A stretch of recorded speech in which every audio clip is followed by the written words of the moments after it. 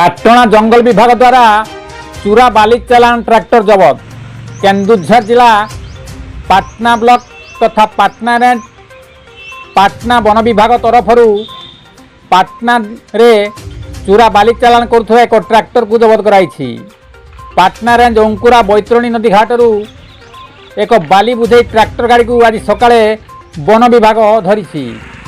सकाळ 5:30 समय अंकुरा बैतरणी नदी घाट में ट्रैक्टर गाड़ी रे बाली लोड होउथिबा समय कौन सूत्र खबर पाई पाटना वनांचल अधिकारी वन बिहारी सरदार, पाटना वनपाल निरंजन सेठी, वनपाल चित्तरंजन परिड़ा और पारा स्टाफ सामिल रही यही चढ़ाऊ करथिले। यही चढ़ाऊ समय एक बाली बुझे ट्रैक्टर गाड़ी को जबत करी पाटना वनांचल कार्यालय को आनी खनि विभाग को खबर दिया जाइथिला।